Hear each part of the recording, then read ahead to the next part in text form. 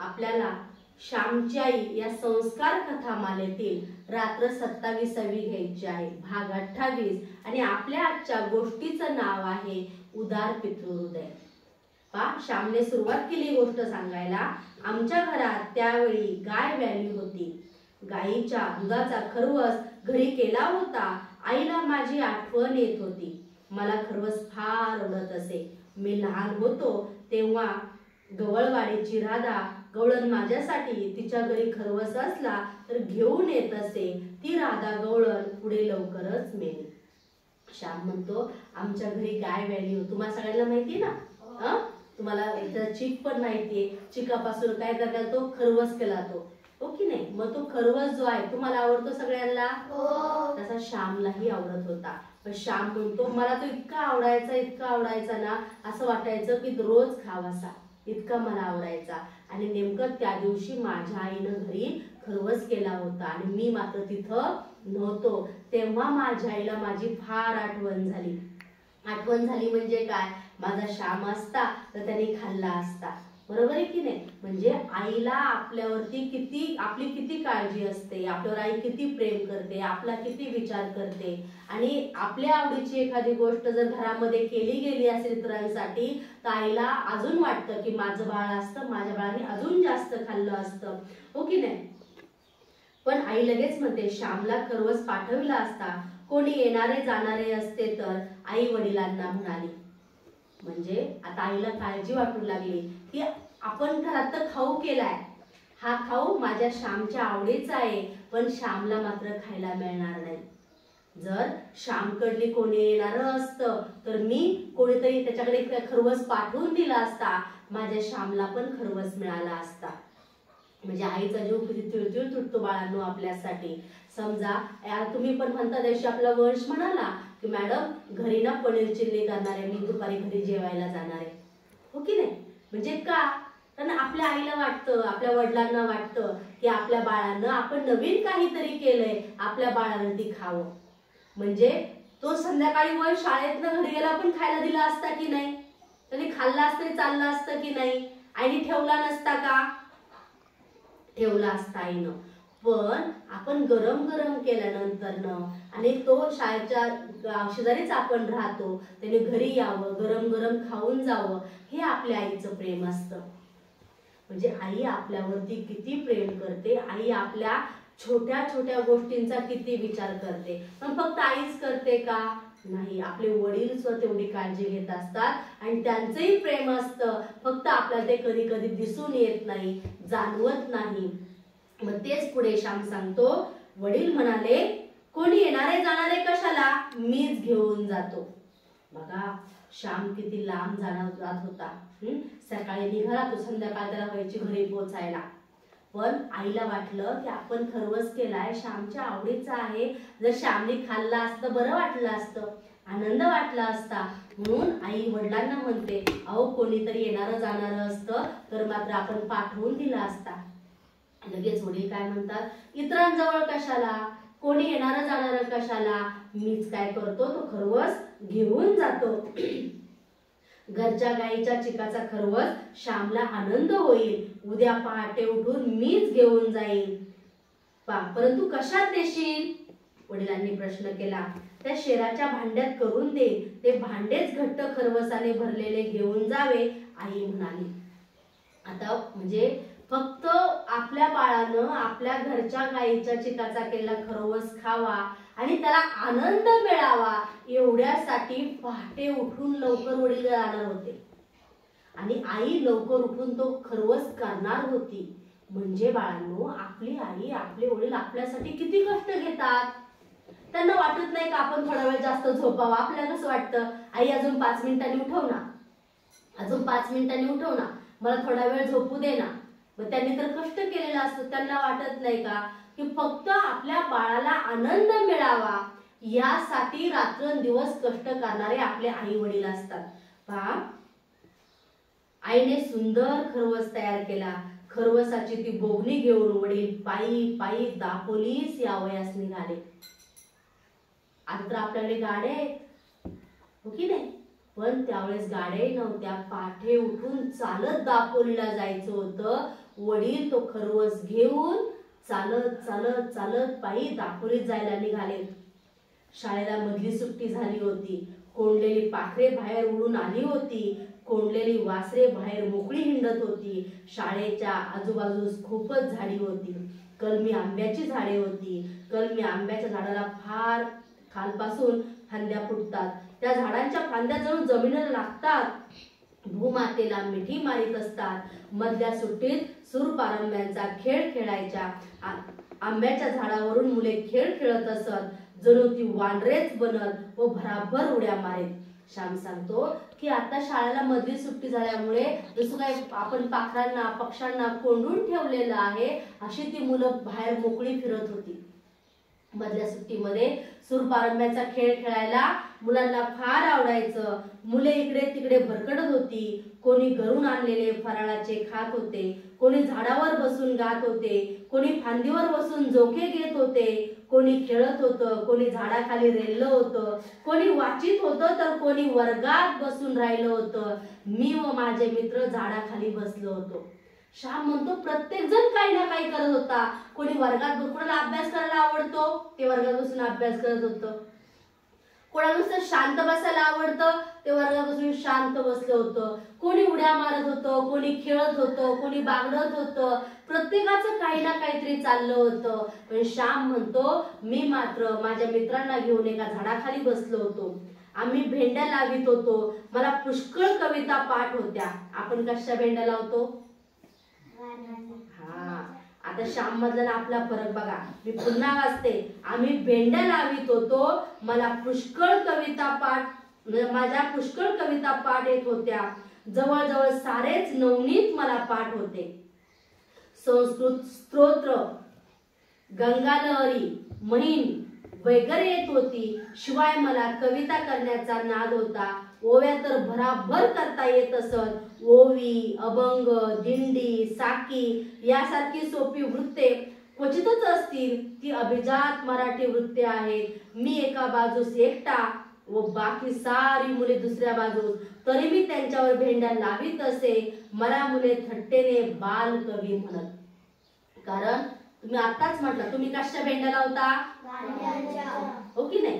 पण श्याम कशा भेंड्या लावायचा? कविता श्लोक ओव्या अभंग हे जे काही आपण पाठांतर केलेलं आहे जो काही अभ्यासाशी विषय निगडित आहे त्याच्या तो भेंड्या लावायचा. आणि त्याचा एवढा अभ्यास असायचा की जसं आपण म्हणतो हे पुस्तक आहे. त्या पुस्तकातल्या सगळ्या कविता सगळे श्लोक सगळे अभंग जे जे वृत्त जे काही अभ्यासाचं आहे सगळं श्यामचं तोंडपाठ असायचं. एवढा श्याम अभ्यास करायचा. आणि मग वर्गातले त्याचे सगळे मित्र किंवा अख्खा वर्ग एका बाजूला आणि श्याम एकटा एका बाजूला असायचा.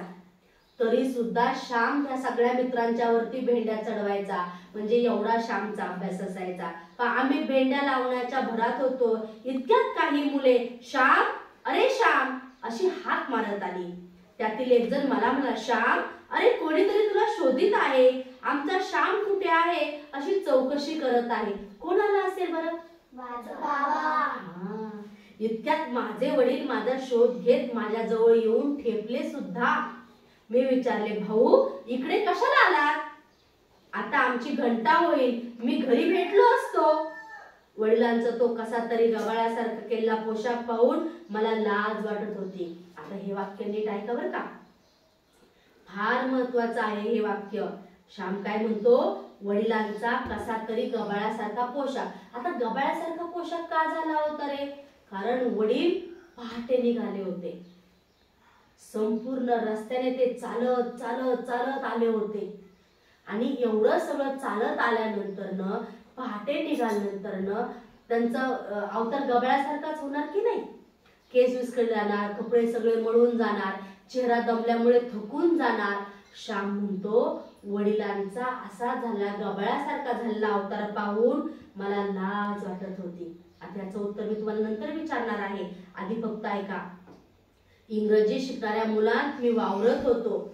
श्याम म्हणतो जिथं इंग्रजी शिकतात मुलं त्या ठिकाणी मी वावरत होतो. मी नवीन इंग्रजी शिकत होतो. माझ्या मित्रांचे सगळ्यांचे वडील छान छान होते. त्यामुळे माझे वडील जे गबाळ्यासारखे आले त्याची मला लाज वाटली. जरी कशाचे मला महत्व कळू लागले नव्हते तरी झकपक पोशाखाचे कळू लागले होते. श्याम स्वतःविषयी सांगतो की मला कशाचं जरी महत्व कळालं नसलं तरी पण आपण छान छान राहावं, नीटनेटकं राहावं, आपल्याकडे कपडे स्वच्छ सुंदर असावेत ह्याचं महत्व मला कळायला लागलं होतं. आणि कपडे स्वच्छ सुंदर असावेत म्हणून गबाळ्यासारखे आलेले माझे वडील याची मला लाज वाटू लागली. श्याम पुढे म्हणतो, 6 कोस चालून आलेल्या पित्याचे प्रेम मला दिसले नाही. खूप महत्वाचं वाक्य आहे, पुन्हा लक्षात ठेवा, याच्यावर मी विचारणार आहे तुम्हाला. श्याम म्हणतो, एवढे पहाटे निघून 6 कोस चालत चालत चालत येऊन ऊन पाहिलं नाही, वारा पाहिला नाही, कुठली गोष्ट भूक तहान काहीच पाहिलं नाही. फक्त माझ्या श्यामला आनंद मिळाला पाहिजे एवढ्या एका विचारानं 6 कोस लांब, एवढ्या लांब माझे वडील चालत आले होते. हे मला वडिलांचं प्रेम दिसलं नाही. मी आंधळा झालो होतो. श्याम काय म्हणतो, मी आंधळा झालो होतो. कशाने आंधळा झालो होतो तर शिक्षणाने हृदयाचा विकास होण्याऐवजी संकोचित झालो होतो. उलट मी जर इंग्रजी शिकत असेल, नवीन 4 गोष्टी मी चांगल्या शिकत असेल तर मला माझ्या आई वडिलांचं कष्ट कळालं पाहिजे.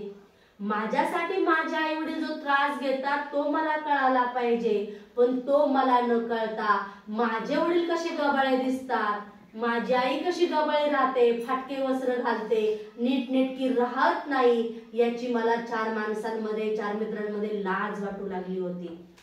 श्याम म्हणतो, शिक्षणाने अंतर्दृष्टी येण्याच्या ऐवजी अधिकच बहिर्दृष्टी मी होऊ लागलो होतो. अंतर्दृष्टी म्हणजे काय की आपल्या आतमध्ये आनंद निर्माण होण्याऐवजी, इतरा सगळ्यांविषयी प्रेम निर्माण होण्याऐवजी, आई वडिलांविषयी प्रेम निर्माण होण्याऐवजी मला बाहेरचं जग छान वाटू लागलं होतं. मित्रांचे आई वडील कसे छान छान राहतात, त्यांच्याकडे छान छान कपडे आहेत, छान छान खायला त्यांच्याकडे आहे, हे मला सगळं पाहून मला पण असं वाटलं होतं माझ्या घरच्यांनी पण असं छान राहिलं पाहिजे, जरा छान छान कपडे असले पाहिजे, गबाळ्यासारखं नाही राहिलं पाहिजे, इतरांच्याकडे जे आहे ते माझ्याकडे पण असायला पाहिजे, त्यांच्याकडे गाडी आहे माझ्याकडे पण गाडी असली पाहिजे, असं मला वाटू लागलं होतं. पण माझे आई वडील माझ्या एका आनंदासाठी कितीतरी कष्ट करतात, ही आतमध्ये असणारी मनाची सुंदरता मला दिसत नव्हती. मला बाहेरचं जग छान दिसू लागलं. वस्तूंच्या अंतरंगात जाण्यास शिक्षणाने तयार होण्याऐवजी वस्तूच्या बाह्य रंगारूपावरच मी बोलू लागलो. जे शिक्षण मनुष्याला इतरांच्या हृदयात नेत नाही, बघा किती सुंदर आहे, नीट ऐका. जे शिक्षण मनुष्याच्या हृदयाला इतरांच्या हृदयात नेत नाही, इतरांच्या हृदय मंदिरातील सत्यदृष्टी दाखवत नाही, ते शिक्षण नव्हे. शिक्षणाने मला प्रत्येक वस्तू, प्रत्येक व्यक्ती म्हणजे ज्ञान मंदिर वाटलं पाहिजे. ह्या सर्व बाह्य आकाराच्या आज जी दिव्य व भव्य सृष्टी असते तिचे दर्शन मला झाले पाहिजे. ते जोपर्यंत होत नाही, अंधुकही होत नाही, तोपर्यंत घेतलेले शिक्षण व्यर्थच समजावे. हृदयाचा विकास ही एक अति महत्वाची, जीवनाला सुंदरता व कोमलता आणणारी वस्तू आहे. बघा शेवटचं वाक्य, शिक्षण व्यर्थ कधी समजायचं? तुम्ही शाळेत येतो पण हे वाया चाललंय हे कधी समजायचं? आपल्याला आपल्या आईविषयी प्रेम वाटत नाही, आपल्या आईला आपण काही बोलतो, उलटून बोलतो, कधीतरी चुकून शिव्या सुद्धा देतो. तुला काय करायचंय, तुला कळत नाही का, तुला समजत नाही, ह्या भाषेत आपण बोलतो. आपले वडील आपल्यासाठी एवढं कष्ट करतात पण आपले वडील फाटलेला शर्ट घालून शाळेत आले, आपल्याला लाज वाटते का? माझ्या मित्राचे वडील किती छान राहतात, ते कसे छान छान कपडे घालतात, ते कसे व्यवस्थित दिसतात, आणि आमची आई बघा कशी शाळेत आली, आमचे वडील बघा कसे शाळेत आले, लाज वाटते. याचा अर्थ आपण घेतलेलं शिक्षण व्यर्थ आहे. आपल्या आईची त्याच्या मागची भावना किती महत्वाची आहे. दुसऱ्याच्या आईनं त्याच्या बाळाला श्रीखंड पुरी दिली, पण माझ्या आईनं घरात सामान नसताना सुद्धा मला चटणी भाकर प्रेमाने खाऊ घातली. हे प्रेम नाहीये का बाळाला आईचं? आहे की नाही? मग आपल्या आईचे आपल्याला कष्ट दिसले पाहिजे, आपल्या वडिलांचे आपल्याला कष्ट दिसले पाहिजे. जर आईच्या हृदयातला भगवंत आपल्याला कळाला नाही, वडिलांच्या हृदयातला भगवंत आपल्याला कळाला नाही, तर आपण शाळेत येऊन सुद्धा आपला उपयोग नाही. म्हणून सांगितलं हृदयाचा विकास होणे म्हणजे काय? जर कोणी रडत असेल, आपला हसू आलं, हृदयाचा विकास झाला का? कोणी दुःखी आहे, त्याला वाईट वाटतंय, त्याला भूक लागलीये, आपण त्याच्या समोर बसून पोळवर जेवण जेवतोय, हृदयाचा विकास झाला का? हृदयाचा विकास झाला केव्हा म्हणता येईल? जेव्हा आपल्याला इतरांविषयी प्रेम वाटेल, सगळ्यांविषयी आपला प्रेम वाटेल. जरी तो दुःखी आहे, आपला पण दुःख वाटेल. तो पडला, त्याला त्रास झाला, त्याला लागलं, आपला पण त्रास होईल. त्याच वेळेला हृदयाचा विकास झाला असं म्हणावं लागेल. 6 कोस वडील चालून आले. का आले? तो खरवस, ती खरवसाची वडी मुलाला देण्यासाठी. किती प्रेम! त्या प्रेमाला कष्टही आनंद रूपच वाटत होते. खरे प्रेम तेच ज्याला अनंत कष्ट, अनंत हाल, आपत्ती सुंदर आणि मधुर वाटतात. हे असे दिव्य प्रेम मला लहानपणी मिळाले होते. श्याम म्हणतो की माझ्या वडिलांना कुठलाच त्रास वाटला नाही. ते पहाटे निघाले, 6 कोस चालत एवढ्या लांब आले, नाही का? पण माझ्या वडिलांना तो त्रास वाटला नाही. का वाटला नाही? त्यांच्या मनामध्ये एकच गोष्ट होती, घरच्या गाईचा खरवस आहे, तो माझ्या बाळाला खायला मिळाला पाहिजे. माझ्या बाळाला आनंद झाला की मला आनंद होणार आहे. एवढीच एक प्रामाणिक इच्छा घेऊन निस्वार्थ भावनेनं आपले वडील पर्यंत पोहोचले होते. आणि श्याम सांगतो त्यांनी जे कष्ट घेतलं होतं, ते कष्ट फक्त आपल्या बाळाच्या आनंदासाठी घेतलं होतं. आज मी माझ्या आई बापांच्या त्या प्रेमातही दोष पाहीन. त्यांनी स्वतःच्या गावातील एखाद्या गरीबाच्या मुलाला खरवस दिला असता तर, म्हणजे आता आपली बुद्धी कशी पहा, आपण मूल किती स्वार्थी विचार करतो. एवढ्या लांब माझ्यासाठी कशाला यायचं? गावामध्ये कोणीतरी असेलच ना की ज्याला खरवस खायला मिळत नाही, त्याला दिला असतं तर मला मिळाला असता की नाही? म्हणजे आपण आपल्या बुद्धीचा किती चुकीचा वापर करतो. त्यांचं प्रेम आपण समजून घेत नाही. एखाद्या हरिजनाच्या मुला दिला असता तर, शेजारची मुले श्यामचीच रूपे यांना का न वाटावी? तमक्या आकाराचा, अमक्या रंगाचा, अमक्या नावाचा असा विशिष्ट नामरूपात्मक मातीचा एक गोळा त्यांना आपलासा का वाटावा? परंतु ही थोर दृष्टी एकदम येत नाही. मनुष्य हळूहळू वाढतो. आसक्ती समय जीवनातून निरासक्त जीवनाकडे वळतो. माझे आई बाप मला अपरंपार प्रेम पाजत होते, म्हणून थोडी तरी प्रेम मला आज देता येते. श्याम म्हणतो माझ्या आई वडिलांनी इतकं प्रेम मला दिलंय, इतकं प्रेम मला दिलंय, आणि त्यांनी मला दिलं म्हणून मी आज तुम्हा सगळ्यांना वाटतोय.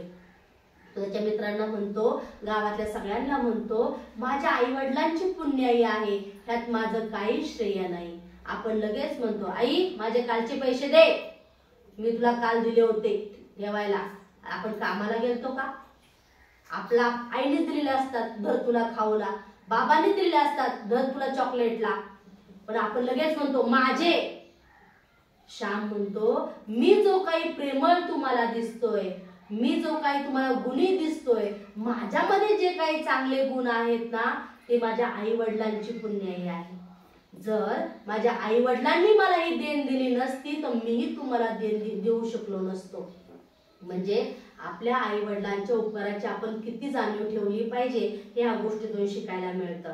का श्याम सांगतो की माझ्यामधील प्रेमळपणाचे बी त्यावेळेस पेरले जात होते, त्याच बीजाचा हा अंकुर आहे.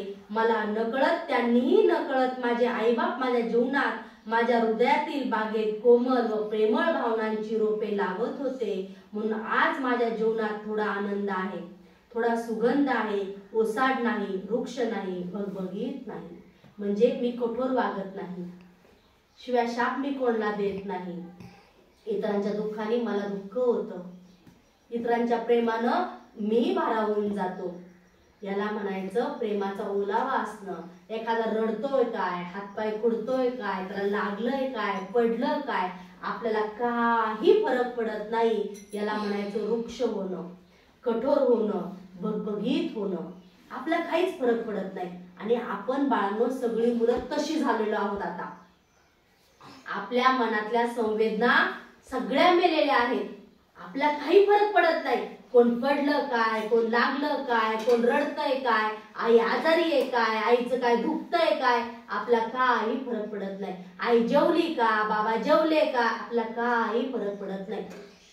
आज बाहेर गेलताना मला काय खाऊ आणला, माझ्यासाठी काय आणलं, आपण फक्त माझा विचार करतो, स्वार्थी विचार करतो. अरे माझे बाबा आज कामशेतला गेले होते, दमले असतील, थकले असतील, त्याच्यामुळे त्यांनी मला आणायला जमलं नसेल. आपण हा विचार करत नाही. आपला त्यांच्या कष्टाची आपल्याला जाणीव नाही. आपण फक्त मला कसं मिळेल, माझ्याकडे कसं येईल, माझा खाऊ आज का नाही आणला, मी जेवणार नाही, मी तुमच्याशी बोलणार नाही, असं आपण म्हणतो. म्हणतात तुम्ही जोपर्यंत मला तुम्ही सांगितलं होतं खेळणं आणायला, का नाही आणलं तुम्ही, मला जेवायचंच नाही, मी बाहेरच येणार नाही, असं आपण हे जे बोलतो. का बोलतो, आपल्याला त्यांच्या कष्टाची जाणीव नाही, त्यांचं प्रेम आपल्याला कळत नाही. म्हणून याला म्हणायचं भगभगीत होणं, वृक्ष होणं, कठोर होणं. म्हणजे आपल्या अंतर्मनामध्ये, हृदयामध्ये प्रेमाचा ओलावा राहिलेला नाही. आपण स्वार्थी झालो. आपले आई वडील निस्वार्थ आहेत आणि फक्त आपल्या मुलानं किंवा मुलीनं चांगलं घडावं, नीट व्हावं, यासाठी ते सतत प्रयत्न करत असतात. यासाठी ते पूर्ण आयुष्य घालवत असतात. पुढे पा श्याम म्हणतो, मुले मला हसतील ते का तुझे वडील, काय फेटा बांधला आहे. आता बघा श्यामच्या वडिलांचं वर्णन केले. काय तो कोट, असे पाहून चिडवतील, ह्याचेच मला वाईट वाटत होते. आता चिडवलं होतं का मुलांनी, मुलं असं बोलली होती का, पण श्यामच्याच मनाने विचार केला, अरे बघ रे तुझे वडील कसे आले, गबाळे गबाळे आलेत, किती घाम तो चेहऱ्यावर, तो फेटा कुठे चाललाय, कोट कसला घातलाय, धोतर किती फाटकं, असं मुलं मला चिडवतील. आणि म्हणून मला आधीच वाईट वाटू लागलं. वडिलांच्या हृदयाकडे मी पाहत नव्हतो. श्याम म्हणतो, ते जे माझे वडील माझ्यासाठी इथपर्यंत आलेत ना, हे मी पाहत नव्हतो. फक्त आता कसे दिसतायत एवढेच मी फक्त पाहत होतो. माझीच मला काळजी होती, जे मी तुम्हाला आता सांगितलं. मला कुणी चिडू नये, माझ्याशी कुणी कट्टी घेऊ नये, सगळ्यांनी माझ्याशी बोलावं, मला छान छान म्हणावं, मला वाह म्हणावं, यासाठी मी फक्त काळजी घेत होतो. माझ्या प्रतिष्ठेच्या पूजेचा मी फक्त विचार करत होतो. कुणी मला म्हणू नये, हे श्याम काय रे तुझे वडील, कसे रे तुझे वडील, असं मला म्हणू नये. आणि म्हणून याची काळजी मी घेत होतो. आपण सारे जण अहमवेद असतो. अहमवेद म्हणजे काय, मलाच चांगलं म्हणा, मीच किती चांगला आहे, मीच किती श्रेष्ठ आहे, तुम्हाला काहीच कळत नाही, याला अहमवेद म्हणतात. त्याच्यामध्ये अहंकार आपला वाढतो आणि आपण आपलाच नाश करून घेतो. आपण द्विवेदी नाही, त्रिवेदी नाही, चतुर्वेद नाही, आपण सारे एकवेदी आहोत. व त्या वेदाचे नाव आहे अहम. सारखा आपलाच आपण विचार करत बसतो. अहम म्हणजे आपल्याला इतका अहंकार होतो की माझ्यापेक्षा श्रेष्ठ कुणीच नाही, जगाच्या बाजारामध्ये मीच एकटा काय तो चांगला, मला सगळं कळतं आणि माझ्या घरातल्यांनी फक्त माझ्याकडे लक्ष दिलं पाहिजे, मी काय म्हणतो ते सगळं मात्र मला आणून दिलं पाहिजे, याचा फक्त आपण विचार करत बसतो. पुढे श्याम सांगतो, आपला मान, मी घरी गेल्या गेल्या मला आणि खायला तयार ठेवलं पाहिजे, मला विचारलं पाहिजे, बाबा कुठं चालले, मला सांगितलं पाहिजे, आज आई काय नवीन खायला करणार आहे, मला सांगितलं पाहिजे. आपलं सुख, मला कशात आनंद आहे, मला खाऊ आवडतो ना तोच करायचा, दुसऱ्या इतरांचा करायचा नाही. आपल्या आडत्या, आपली अब्रू सारेच आपले, म्हणजे जे काय फक्त मला मला माझं मी मी ह्याच्यामध्ये आपण अडकून जातो. आपणास म्हणूनच मोठे होता येत नाही. बघा आताच वाक्य महत्वाचं आहे, जो स्वतःच विसरू शकत नाही तो काय प्रेम करणार. किती महत्वाचं आहे, जो स्वतःच विसरू शकत नाही तो इतरांवर काय प्रेम करणार. खाऊ मलाच मिळाला पाहिजे, बाबांनी बाहेर मलाच नेलं पाहिजे, नवीन कपडे मलाच घेतले पाहिजे, दादाला नाही, दीदीला नाही, आईला नाही, आजीला नाही, बाबाला नाही, कोणालाच नाही, फक्त मला. म्हणजे प्रत्येक वेळेस आपण मला विचार करतो, माझा विचार करतो. मी शाळेतून घरी गेलं, मला असा खाऊ मिळाला पाहिजे, आईने गौराईसाठी इतकं छान छान केलंय, ते पहिलं मला दिलं पाहिजे. पण जोपर्यंत आपण मला विसरू शकत नाही, स्वतःला विसरू शकत नाही, तोपर्यंत आपण इतरांवर प्रेम करू शकत नाही. अरे आईने आज खाऊ केलाय, पण माझी आजी ना कामाला गेली शेतामध्ये, मी हा खाऊ ठेवते, आजी आल्यावर आजी मी मिळून खाऊ. स्वतःला विसरलं, मग आपण आजीवरती प्रेम करायला लागलो. बरोबर आहे की नाही? स्वतःला विसरलंच नाही, आपण आजीवरती प्रेम करणार नाही. आधी स्वतःला विसरलं पाहिजे, मग आपण आपले आजी, बाबा, आई, वडील, आपला भाऊ, आपली बहीण, आपल्या सगळ्यांच्यावरती आपण प्रेम करू. पुढे श्याम सांगतो, वडील म्हणाले, श्याम, आतापर्यंत वडील एक शब्द बोलले नाहीत, आता वडील म्हणतात, श्याम, तुझ्या आईने तुला खरवस पाठवला आहे, तुझ्यासाठी मी घेऊन आलो आहे, तो तू व तुझे मित्र खा व बोगणी परत द्या. बोगणी म्हणजे ज्यात तो खरवस आणलाय ना, तो खरवस सगळा, ते भांड खरवस सगळा खा. आता वडील असं म्हणाले का रे, श्याम तू एकटाच खरवस खा, असं म्हणाले का? काय म्हणाले? हा, तू हा खरवस जो आहे ना श्याम, तू पण खा आणि तुझ्या मित्रांना पण दे. म्हणजे इतका वेळ श्याम विचार करतो, माझे एवढे किती गाबाळे, कसे दिसतात ते, माझे मित्र मला बोलतील, मला लाज वाटते. पण तेच वडील म्हणतात, श्याम मी तुझ्यासाठी खरवस घेऊन आलोय, हा सगळा खरवस तू पण खा आणि तुझ्या मित्रांना पण दे. खरवसची बोगणी मजवळ दिली. इतर सर्व मुले माझ्याकडे पाहून पिदी पिदी हसत होती. मी शरमलो होतो. ज्यांना माहितीच नाही ती खरोखर मुले हसली. माझे वडील पुन्हा म्हणाले, श्याम अरे बघत काय बसलास, टाक उरकून, लाजायला काय झाले? या रे मुलांनो, तुम्ही घ्या. श्यामला एकट्याने खावायला लाज वाटत असेल, एकट्याने नाही तर खाऊच नये, 4 चौघांना द्यावे. खूप महत्वाचे आहे. इतर मुले निघून गेली, माझे मित्र फक्त राहिले. एक धीट मित्र पुढे आला, त्याने भांड्याचे फडके काढले, सोडले. ये रे श्याम, या रे, आपण एकत्र फन्ना करू, फडशा पाडू, असे तो म्हणाला. आम्ही सारे खरवसावर घसरलो. माझे वडील बाजूस जरा पडले होते, ते दमून आले होते. त्यांनी खरवस घेतला नाही. आम्ही देत होतो तर म्हणाले, नको, तुम्हीच खा, मुलांनीच खाण्यात गंमत आहे. आता एवढ्यात लांबून आले, दमून चालत, त्यांना भूक लागली नसेल का रे? पण तर त्यांनी खरवस घेतला नाही. ते काय म्हणाले, मुलांनो तुम्हीच खा, तुम्ही खाल्लं, तुम्हाला आनंद मिळाला की माझं पोट भरणार आहे. बघा आपल्या आईवडील कसे असतात. आपल्या बाळांनी खाल्लं, आपल्या मुलाला मिळालं, आपल्या मुलीला मिळालं, त्यांचं पोट आपोआप भरतं. आम्ही सारा खरवस खाऊन टाकला. फारच सुंदर झाला होता.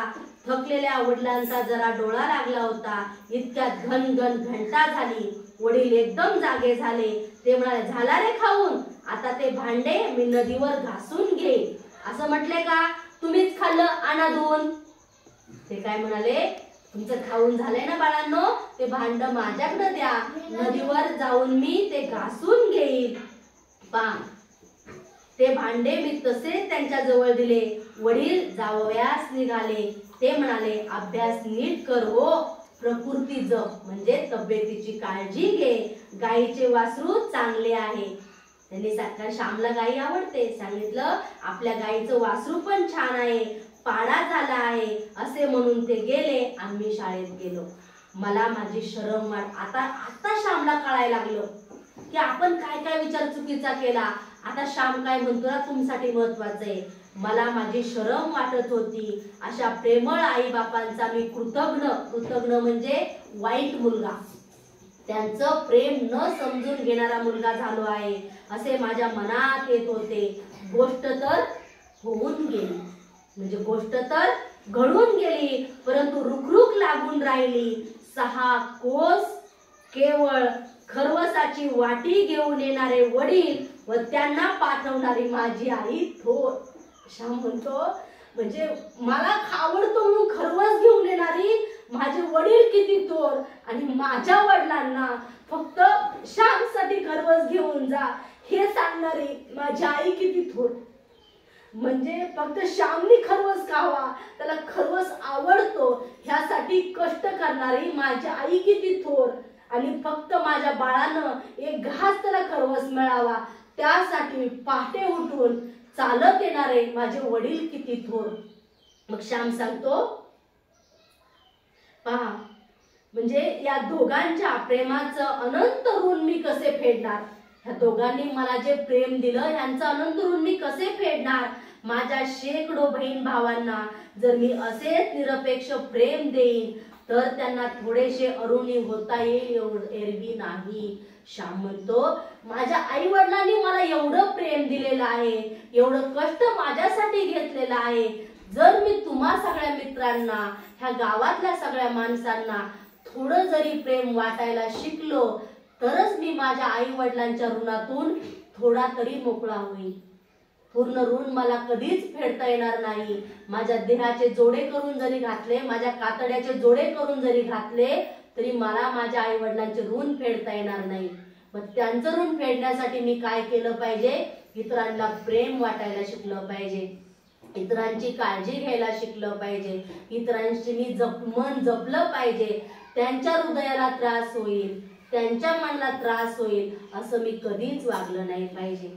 म्हणजे आपले आई वडील आपल्यासाठी किती काळजी घेतात, मग आपण त्यांचं मन जिंकलं पाहिजे, त्यांचं मन जपलं पाहिजे.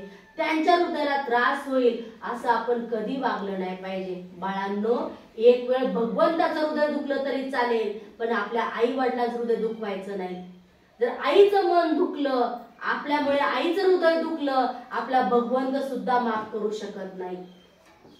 त्यासाठी भगवंतापेक्षाही जास्त श्रेष्ठ असते ते आपले आई आणि आपले वडील. मग त्यांचं मन आपण जपलं पाहिजे, त्यांचं हृदय आपण जपलं पाहिजे. आपल्यामुळे आपल्या आई वडिलांना त्रास झाला नाही पाहिजे, आणि सगळ्यात महत्वाचं आपल्या आई वडिलांची आपल्याला कधीच लाज नाही वाटली पाहिजे. हे लक्षात ठेवायचं. गोष्ट आवडली सगळ्यांना? समजली? आता आपण उद्या पुढच्या नवीन गोष्टीमध्ये भेटूया. ठीक आहे?